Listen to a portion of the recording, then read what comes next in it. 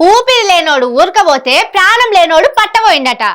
Hago Congress బీజేపీల గప్పాలు గట్లనే ఉన్నాయి.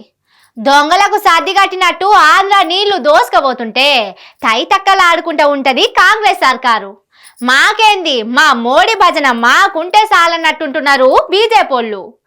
ఇలా సోయలేనితనంతో తెలంగాణ మళ్ళా ఎడారిగా మారబోతుందని జనం నెత్తి కొట్టుకుంటున్నారు. బాప్ ఏక్ నెంబరు బేటా 10 నెంబర్ అన్నట్టు దొందే ఉన్నాయి బీజేపీ కాంగ్రెస్. నువ్వు గిచ్చినట్టు చేయి, నేను ఏడ్చినట్టు చేస్తా అన్నట్టు బనకచర్ల ప్రాజెక్టును కేంద్ర మంత్రులే ఆపాలని ఉత్తమ్ కుమార్ రెడ్డి అంటాడు. మాకేం సంబంధం, అది రాష్ట్ర సర్కారోళ్ళు చూసుకోవాలి, మేమెందుకు ఆపుతాం, మాకేం పట్టి అని కమలయ్యలు చేతులు దులుపుకుంటుర్రు.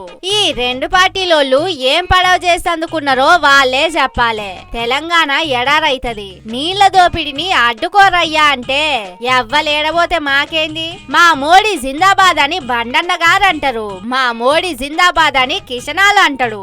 మా చేతుల్లేం లేదు, అంత కేంద్రమోలే చేయాలని కాంగ్రెస్ ఓళ్లే అంటారు.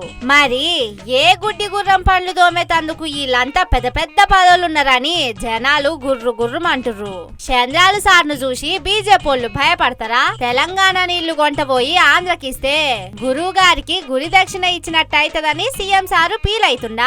ఆలే జవాబు చెప్పాలి. సర్కార్ వచ్చి ఏడాదిన్నర పొద్దాయే. ఇదివరకు తెలంగాణలో నీళ్ల ప్రాజెక్టు గురించి ఓ మీటింగ్ పెట్టి ఆలోచన చేసింది లేదు. తెలంగాణను ఎట్లా ఎడారి చేయాలన్న ఏగిరమే కనబడుతుంది గాని బొట్టు బొట్టు ఒడిసి పట్టి తెలంగాణలో నీళ్ల గోసలు తీర్వాలన్న ఆరాటం అయితే ఏ రెండు జాతీయ పార్టీ లీడర్ల తానగా అనొస్తలేదు. ఇప్పటికన్నా ఈ రెండు పార్టీలకు చిత్తశుద్ధి ఉంటే బనకచర్లను అడ్డుకొని అప్పుడు మాట్లాడాలంటురు ఈ సంగతెరికేనోళ్ళు.